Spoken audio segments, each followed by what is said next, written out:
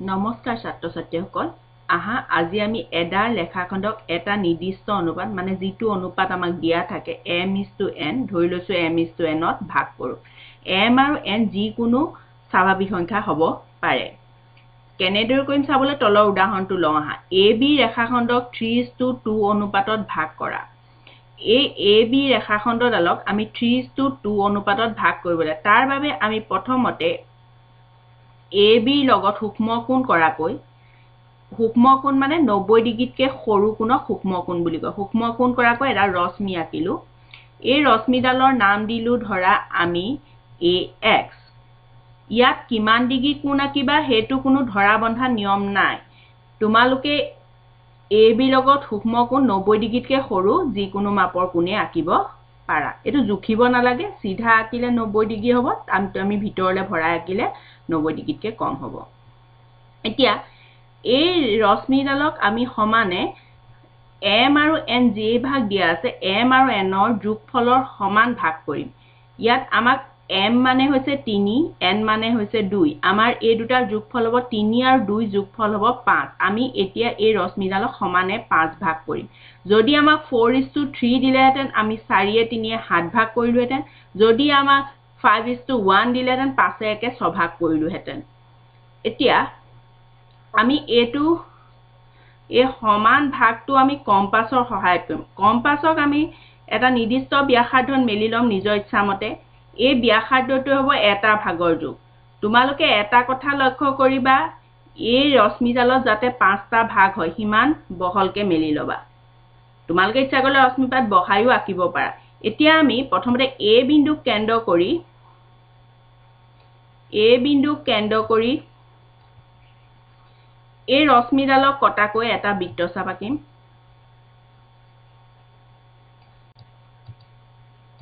ধৰা a বিন্দুক কেন্দ্ৰ কৰি অঁকা চাপটোৱে ৰশ্মিডালৰ a1 বিন্দুত কাটিছে এবাৰ আমি a1 বিন্দুক কেন্দ্ৰ কৰি আগৰ সমান ব্যাসাৰ্ধলৈ আৰু এটা বৃত্তচাপ আঁকিম ৰশ্মিডালক কটাকৈ ধৰা এই বৃত্তচাপটোৱে a2 বিন্দুত কাটিছে এবাৰ আমি a2 বিন্দু কেন্দ্ৰ কৰি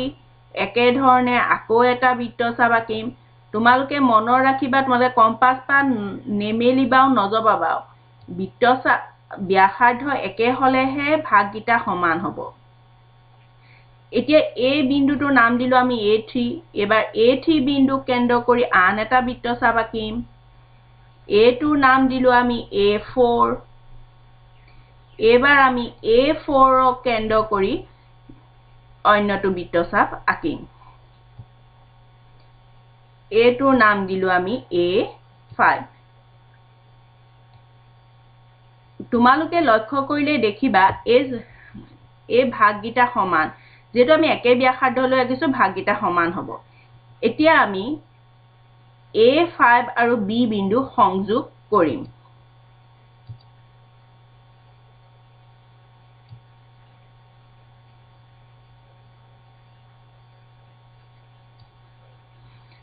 এতিয়া আমাক এই ৰশ্মিডালক 3:2 অনুপাতত ভাগ কৰিবলৈ দিয়া নাই আমাক এই ৰেখাখণ্ডডালকহে 3:2 অনুপাতত ভাগ কৰিব দিছে এতিয়া আমি A3 বিন্দুৰ পৰা A5B ৰ সমান্তৰালকৈ এডাল ৰেখাখণ্ড আঁকিম A3 বিন্দুত কি আঁকিম কাৰণ আমাক দিছে 3:2 অনুপাত প্ৰথমতে তিনটা ভাগ এটা দুটা তিনটা পিছত থাকিব দুটা ভাগ এতিয়া যদি আমাক 2:3 দিলেহেঁতেন তেতিয়া আমি A2 বিন্দুত আঁকিলোহেঁতেন এতিয়া এডাল ৰশ্মিৰ ওপৰত এডাল ৰেখাখণ্ডৰ সমান্তৰালকৈ A3 বিন্দুত এটা ৰেখাখণ্ড আঁকিম এতিয়া সমান্তৰাল ৰেখাখণ্ড কোনো এটা বিন্দুত কেনেকৈ এডাল নিৰ্দিষ্ট ৰেখাখণ্ডৰ সমান্তৰালকৈ ৰেখাখণ্ড আঁকো হেতু তোমালোকে আগৰ ভিডিঅ'টোত দেখিছা আমি হে একে নিয়মে আঁকিম প্ৰথমতে আমি কম্পাছ পাতৰ ৰংটো সলাই লওঁ তোমালোকে চাপবিলাক ভালকে ধৰিব পাৰিবা এতিয়া আমি A5 বিন্দুক কেন্দ্ৰ কৰি নিজৰ ইচ্ছামতে ব্যাসাৰ্ধলৈ এই কোণ উৎপন্ন কৰা বাহু দুটা কটাকৈ এটা বৃত্তচাপ আঁকিম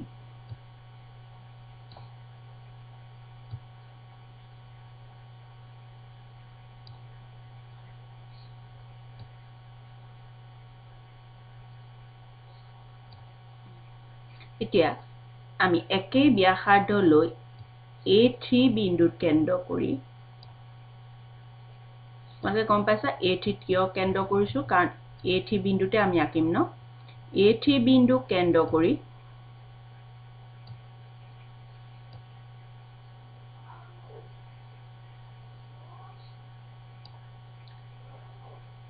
A3 বিন্দু কেন্দ্ৰ কৰি এটা বৃত্তচাপ আঁকিম চাপটো অলপ এইফালে বহাই দিবা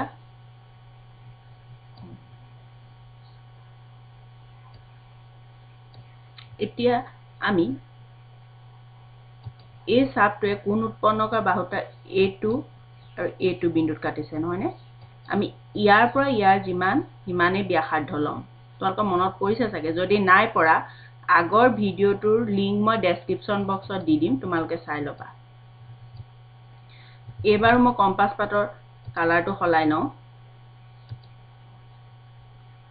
এতিয়া আমি A2 বিন্দু আৰু A2 বিন্দুৰ সমানকে ব্যাসাৰ্ধ লম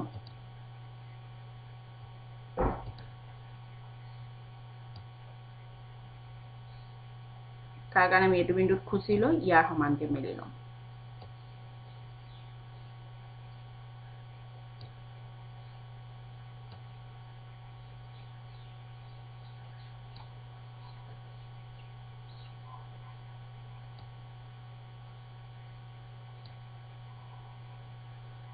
একেই ব্যাসাৰ্ধ লৈ আমি এই A3 বিন্দু কেন্দ্ৰ কৰি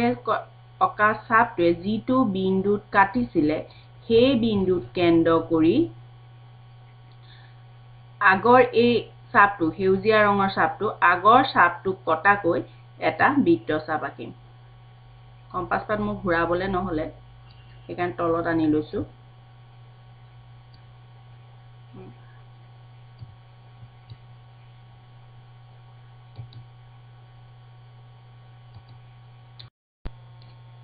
এই বৃত্তচাপ দুটা এই নীলা ৰঙৰ বিন্দুটোত কাটিছে তোমালোকে ধৰিব পাৰিছা নিশ্চয় এতিয়া আমি A3 পৰা এই বিন্দুটোৰ মাজেৰে AB ৰেখাখণ্ডক কটাকৈ এডাল ৰেখাখণ্ড আঁকিম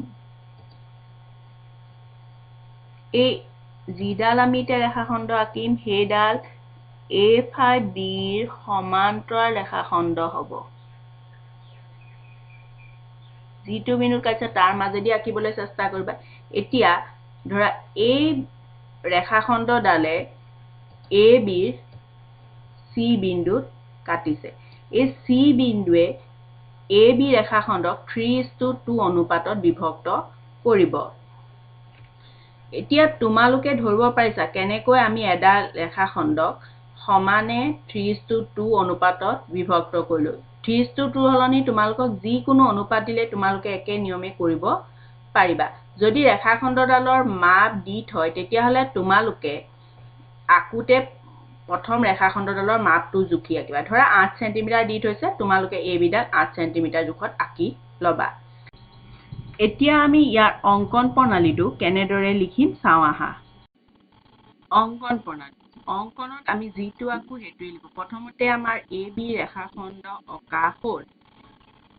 পিছত AB লগত সূক্ষ্ম কোণ কৰাকৈ AS ৰশ্মি অকা হ'ল AB লগত সূক্ষ্ম কোণ কৰাকৈ AX ৰশ্মি অকা হ'ল এতিয়া আমি AX ৰ ওপৰত 5টা বিন্দু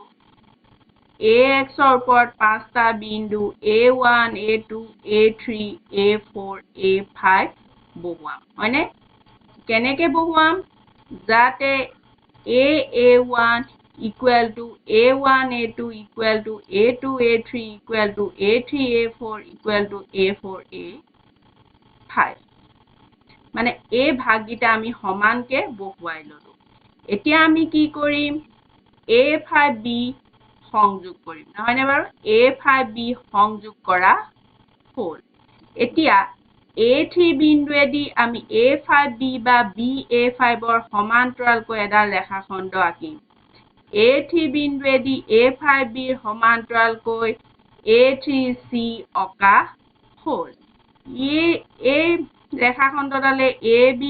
ৰেখাখণ্ডৰ C বিন্দুত ছেদ কৰে এই C বিন্দুৱে AB ৰেখাখণ্ডক 3:2 অনুপাতত বিভক্ত কৰিব a টুকুৰা অনুপাত a টুকুৰা 3:2 তাৰমানে AC by CB equal to 3:2 এতিয়া আমি a ৰেখাডালৰ সমান্তৰালকৈ অকা a ৰেখাই সঁচাকৈ এই ৰেখাখণ্ডডালক 3:2 অনুপাতত বিভক্ত কৰিছেনে সত্যাপন কৰি চাওঁ আহা আমি a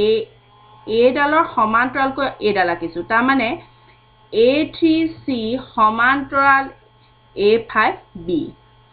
এতিয়া a ডাল সমান্তৰাল a ডাল হলে কি হ'ব a2 অনুপাত a টুকুৰা অনুপাত a টুকুৰা হ'ব নহয়নে মানে A3 by A3A5 equal to AC by CB কিহৰ কাৰণে হ'ল যিহেতু আমি জানো ত্ৰিভুজৰ দুটা বাহুক ছেদ কৰাকৈ তৃতীয় বাহুৰ সমান্তৰালকৈ অকা ৰেখাই বাহু দুটাক সমান অনুপাতত ভাগ কৰে তাৰমানে দুটা বাহুক ছেদ কৰাকৈ এইটো বিন্দু আৰু এইটো বিন্দু ছেদ অকা তৃতীয় বাহু এই বাহুটোৰ সমান্তৰাল ৰেখাই এই বাহু দুটাক সমান অনুপাতত বিভক্ত কৰে এতিয়া a টুকুৰা আৰু a টুকুৰা অনুপাত কিমান 3:2 কেনেকৈ আমি অংকন মতে তেনেকৈ আঁকি লৈছো নহয়নে বাৰু A3 by A3A5 is equal to 3/2 কেনেকৈ অংকন মতে এতিয়া A3 by A35 ৰ লগত AC by CB টো সমান a টুকুৰা যদি 3/2 হয় তেলে a টুকুৰাও নিশ্চয় 3/2 হ'ব এতেকে